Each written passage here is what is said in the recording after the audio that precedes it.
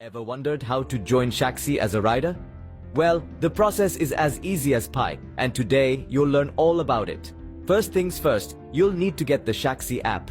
A quick visit to your phone's application store, whether the App Store or Google Play, will do the trick. Search for Shaxi, download it, and you're off to a good start. Now that you've got the app, it's time to sign up. You'll be prompted to provide some necessary information. The most important part of this step is verifying your phone number. This is a security measure put in place to ensure a safe experience for everyone using Shaxi. You'll receive a text message with a code, input it, and voila, your number is verified. Next, you're going to set up your passenger profile. This is where you can add a profile picture, input your name, and other details. It's all about making the ride experience as personalized and comfortable as possible. You can now search for rides at your convenience. Whether you're heading to work, school, or just about anywhere, Shaxi is ready to get you there. The next step is to request the ride.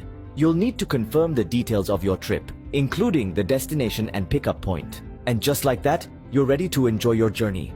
Sit back, relax, and let Shaxi take you where you need to go. To cap it all off, after enjoying your ride, why not share your great experience? Tag at Shaxi Ghana on social media and let the world know about your fantastic journey with Shaxi. So there you have it. Joining Shaxi as a rider is as simple as downloading the app, signing up, verifying your phone number, setting up your profile, searching for rides, requesting and confirming your ride, and then enjoying the journey. It's a quick and straightforward process designed to make your life easier. With Shaxi, the world is at your fingertips. Shaxi, it's time to ride.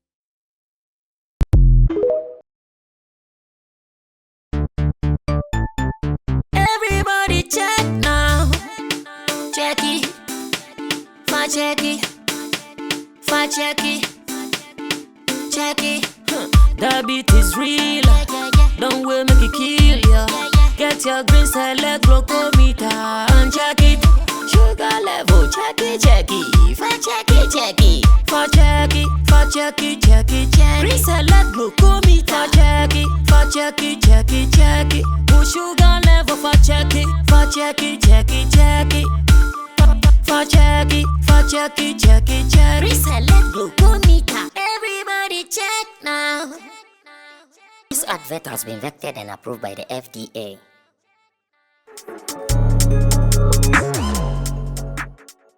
After going back and forth, noise in, out, and here, we can all hit our chest and say that Ghana is growing in this democracy rule. Ghana is really understanding how one can go to an election, vote peacefully and successfully, elect a president, we all come together, Criss or better still, we jubilate together and we are good. Nobody's going to kill anybody. Nobody's going to pull a trigger on anybody. Unfortunately, some people have lost their lives out of these elections and its related violence. May their souls rest in perfect peace. And to families of such people, we are still consoling you that it was still for the toil that our great-grandfathers left behind that we were continuing, and unfortunately, they met their untimely death. May their souls once again rest in perfect peace. To bereaved families, be strong and all. Now, I'm sure all tension is now calm after the EC, Jean Mensa, came out and declared the president-elect for the 2024 elections. Congratulations to His Excellency John Dramani Mahama, aka JDM. And I want to also say congratulations to Dr. Mahmoud Bawumia. In fact, in the history of our elections here in Ghana, there hasn't been one of the fastest concession of a leader after an election before. May who be that? That's after election, less than 24 hours. And a leader comes out and he says, oh, we are looking at the figures even within our camp. And we think that based on what we are counting based on what we are seeing. There is no need we go back and forth. It is obvious that John Dramani Mahama has won the elections, and I have to congratulate him. I have to concede defeat, like the fastest ever that I've seen. And on the day of that particular presentation, the speech, the value in there, the weight in there, it was just so on point. And Bawumia won my respect over that. As to whether the rest of his party members agreed with him for that quick concession, I'm not too sure, because I know sometimes politicians are like that. They try to play the dishonest thing. They know very well that it is not looking good for us. They will still come and play that kind of game, like what happened in the Baba Sade constituency, where the other opponent knew very well that it did not go down well for him, yet they were still pulling other means just to make sure they look good. Unfortunately, bring your pink sheet, let me bring my pink sheet. They could not provide their pink sheet for such businesses to go on. So for Bawumia to come early to concede like that, I think he also deserves some commendation. And again, now let's go back to work. Ghanaians are now wide awake. I'm so happy with the outcome of this election result, because what it simply means is that no mercy for the cripple. No mercy for the cripple. We are just doing our thing. If you are not ready to do what we want, we will kick you out. It is a warning to even NDC. It is a warning to those who are now about to take positions. It is a warning that if you mess with us, the next elections, the next 4 years, you will not be there. You'll be gone. And I think it is a cool vibe. Because gone were the days where in election in Ghana, someone will tell you, oh, me, my great grandfather and grandmother, they are NDCs. Therefore, I'll be NDC for life. My great grandpapa and all those people, they were NPP. Therefore, I'll be NPP for life. No, now the story has changed. The great grandfather or mother can be whoever or whatever, but me, I also have my own choice. I have to decide on who I vote for. That is what we are experiencing in Ghana now, and it's beautiful. Now, what do I want to talk about in reality? This is the editorial here on Sammy Flex TV. Now, what I want to talk about is simple. I want to talk about the fact that right after results started coming in and became evidently clear that the NDC is winning power, that was when I got to realize that, hey, Ghanaian celebrities, many hated NPP government with passion. Ghanaian celebrities, many did not like so many things that the NPP government was doing. Ghanaian celebrities were so much disappointed in the NPP government, yet they were not even able to say it. Maybe for fear of being chased in and out. Maybe for fear of being embarrassed, for fear of the authorities chasing them and not cutting deals with them. Most of them kept mute until elections, and people realized that, oh, obviously this is a win for NDC and nothing can be done about it. Then they started coming out. I've seen posts and tweets from some individuals in the space, and when you read their commentary, it tells you that, hey, this would them vex long time. Oh, they were just not talking about it. Now they think time is right for them to talk about it. I've compiled some of them, and I'll be sharing with you for you to understand what I'm talking about. I'll be reading from M.anifest. I'll be reading from Medikal. And of course, I'll be reading from that guy who is also punching them hard. It is an interesting thing. I wish that you join me on this journey as we read to find out what is happening. I'll be reading most of these stories from Ghana Web, because Ghana Web has captured most of their issues, and I want to take care of them between now, before we close this. Now, let's start from Criss Waddle. Yes, because I did not mention Criss Waddle earlier. So let's start from him. Criss Waddle also posted that Ghanaians cried and begged, but you never listened. Criss Waddle tackles Akuffo after NPP's defeat. Ghanaians cried and begged, but you never listened. Criss Waddle tackles Akuffo after NPP's defeat. And this is it. The punches have started coming in. When you go online, the trolls and all those things, it is no joke. Now, let me read quick. Then we see some of the issues these guys are raising. And Ghana Web has published that in the wake of Ghanaians ousting the NPP administration and voting overwhelmingly for the NDC's flag bearer, John Dramani Mahama, in the 2024 general elections, Criss Waddle has taken a sobering and emotional look back on what he describes as the horrible period Ghanaians endured under the NPP's Akuffo-led government.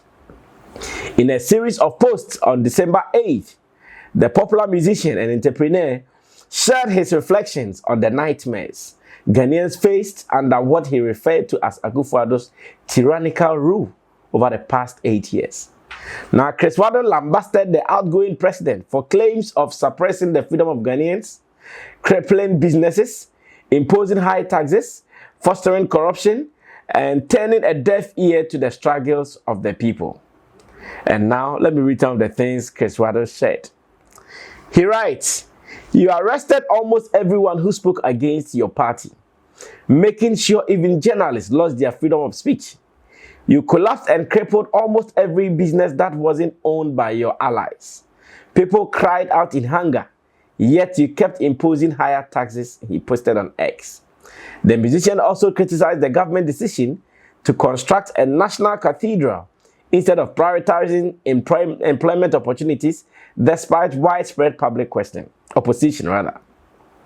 He further accused the government of ruling the country like a military dictatorship.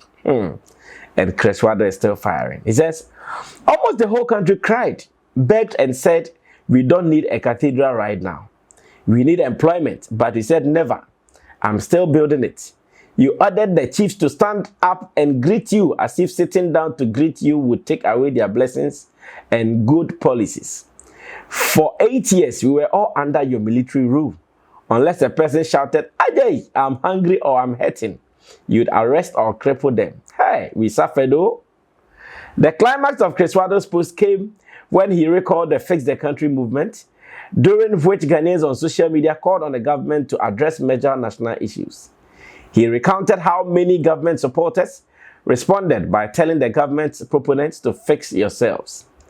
People begged you to fix the country, and he told them to fix themselves. Hey, you are a champion. We will never forget you until we die. Short man devil. Criss Waddle's posts come as many celebrities have begun speaking against the actions of the outgoing government as the country transitions to new leadership under John Mahama.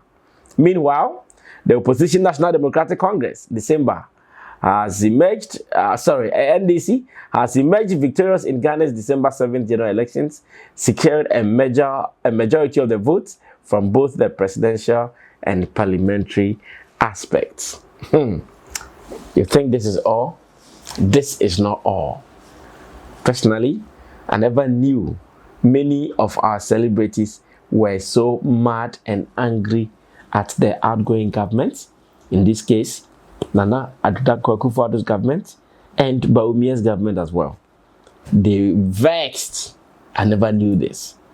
It is until after the elections that I'm reading comments. Everybody is out there and they are firing salvos left, right, and center. Now, what is Medikal also saying? Let's go into that quickly. Medikal also wrote, "NPP arrested me for no tangible reason. Medikal speaks out after 2024 defeat. NPP arrested me for no tangible reason. Medikal speaks out after 2024 defeat." Another story. Following the New Patriotic Party's NPP defeat in the 2024 general elections, rapper Medikal has voiced his grievances about his past arrest and imprisonment under the outgoing administration. It could be recalled that in 2021, Medikal, real name Samuel Frimpong, was arrested for posting a video on Snapchat in September showing himself holding a Ruger 9mm handgun without a reasonable excuse. The video went viral, and acting on intelligence, police arrested Medikal on October 21st. He was charged and arraigned on October 22nd, 2021, and remanded to prison for 5 days. In a post on his X page on December 9, 2024, Medikal claimed the NPP arrested and detained him without a tangible reason, citing orders from higher authorities.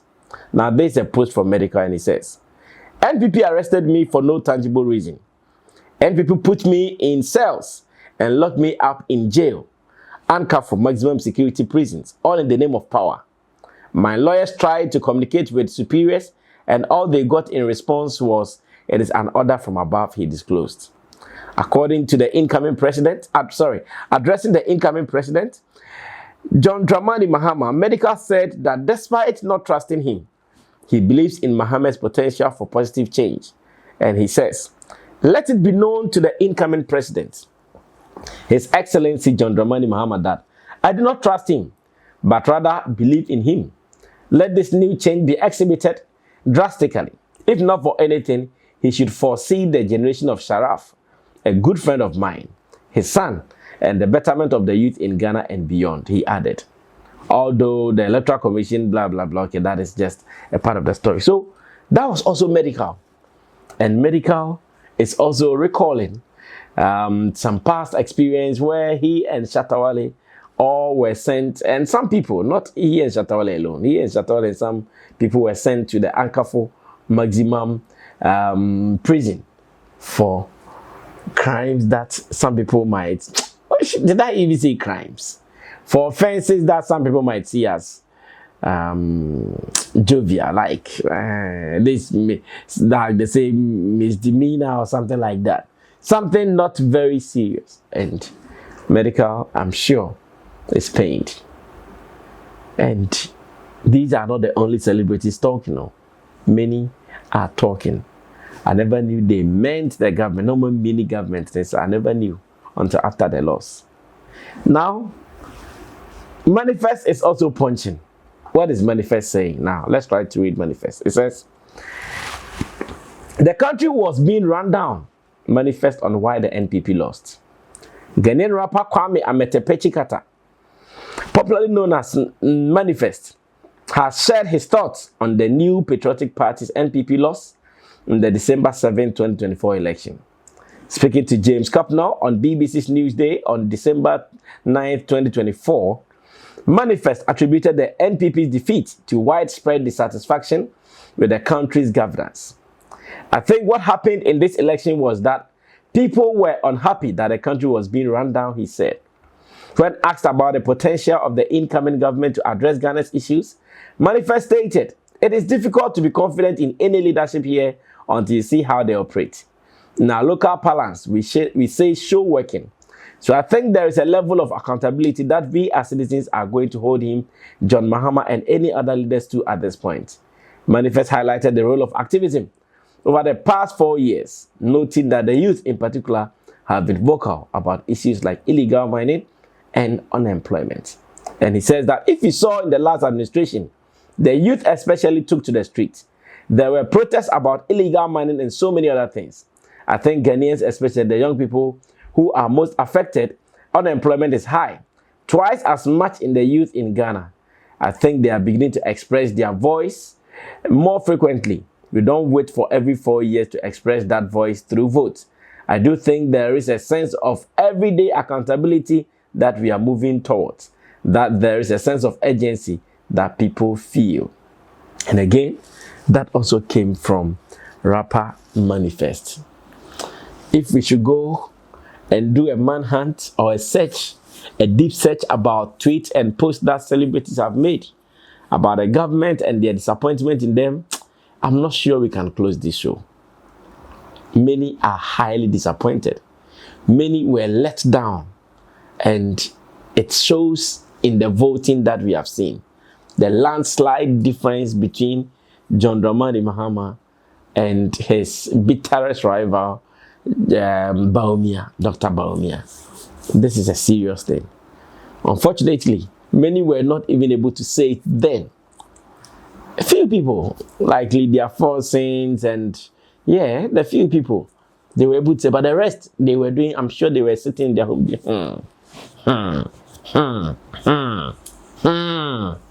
And when the time came, they showed NPP, Kivo Pepe. Like Kudu said, now they are feeling it wherever they are. It is a warning to the sitting government now, or the government coming, the incoming government, let me put it that way. It's a warning to them. These celebrities, they have influence. Don't mess with them. Don't be touching them rough. Be careful how you play with them. Be careful how you roll with them. Because their influence, what they say, all these things can determine your longevity in government.